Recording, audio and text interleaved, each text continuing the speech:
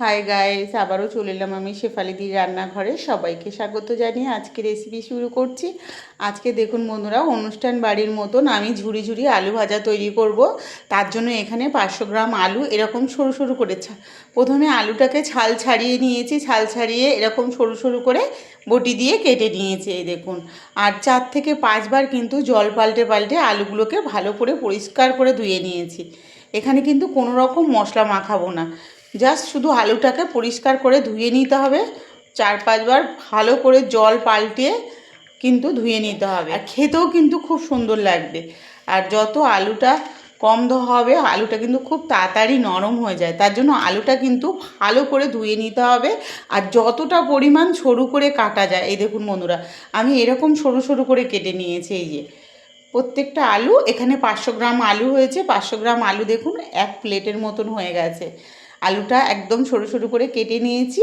আর এই আলু দিয়ে আজকে বিয়েবাড়ির মতন, বিয়েবাড়ি বা অনুষ্ঠান বাড়িতে যে ঝুরি ঝুরি আলু ভাজা দেয়, সেই রকম আলু ভাজার রেসিপি বানাবো। আর সেই রেসিপিটা আজকে তোমাদের সঙ্গে শেয়ার করব। তো সম্পূর্ণ ভিডিওটা দেখো বন্ধুরা, আশা করছি ভীষণ ভালো লাগবে। আর রেসিপিটা ভালো লাগলে আমার চ্যানেলটাকে সাবস্ক্রাইব করে পাশে থেকো বন্ধুরা। আর ফেসবুক থেকে দেখলে একটা ফলো করে নিয়েছি জলটা ঝরিয়ে। এবার এখানে তেল দিয়ে দেবো। তেলের পরিমাণটা কিন্তু একটু বেশি দিতে হবে। এই আলুগুলো কিন্তু ডুবো তেলেই ভাজতে হয়, তবেই কিন্তু আলুটা বেশি ভালো লাগে। তো আমি এখানে 500 মতন রিফাইন তেল দিয়ে দিয়েছি। তেলটাকে ভালো করে গরম করে নেব। কেটে রাখা আলুগুলো কিন্তু এবার অল্প অল্প করে এর মধ্যে দিয়ে দেবো। সব আলু কিন্তু একসঙ্গে দেওয়া যাবে না, তো অল্প অল্প করে আলুগুলো দিয়ে ভেজে নিতে হবে। এই যে দুমুঠো আলু আমি দিয়ে দিলাম।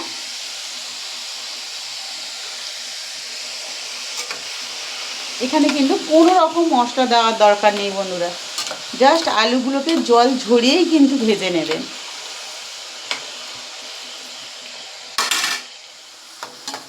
এই দেখুন বন্ধুরা, আলুটা কিন্তু লাল লাল কালার চলে এসছে। এই দেখুন আলুটা একদম সুন্দরভাবে ভাজা হয়ে গেছে।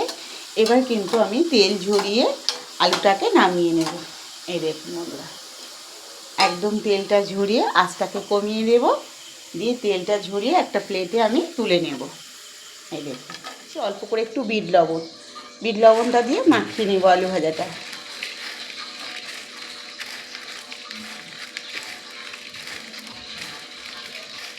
আর এর সঙ্গে একটু কারি পাতা দিলেও ভালো হয়। আমার কাছে কারি পাতা ছিল না, তার জন্য দিতে পারিনি। তোমাদের কাছে যদি কারি পাতা থাকে বন্ধুরা, তাহলে এই শুকনো লঙ্কা চিনেবাদাম যখন ভাজবেন, তার সঙ্গে কারি পাতাটাও ভেজে এর সঙ্গে দিয়ে দেবেন, দিলে কিন্তু আরও ভালো লাগবে।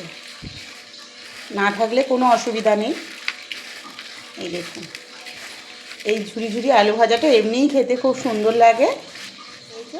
দেখেই বুঝতে পারছো কতটা সুন্দর হয়েছে। তার রেসিপিটা তোমাদের কেমন লাগলো অবশ্যই কমেন্টে জানিও বন্ধুরা। আর রেসিপিটা ভালো লাগলে শেফালিদি রান্নাঘর চ্যানেলটাকে সাবস্ক্রাইব করে পাশে থেকো বন্ধুরা। আর ফেসবুক থেকে দেখলে একটা ফলো করে দিও। কমেন্টে অবশ্যই জানিও আজকে রেসিপিটা কেমন হয়েছে। আর বন্ধুদের মধ্যে বেশি বেশি করে শেয়ার করে দিও, লাইক করতে ভুলো না। সবাই ভালো থেকো, সুস্থ থেকো। কালকের আবার দেখা হচ্ছে নতুন এক রেসিপি নিয়ে। টাটা।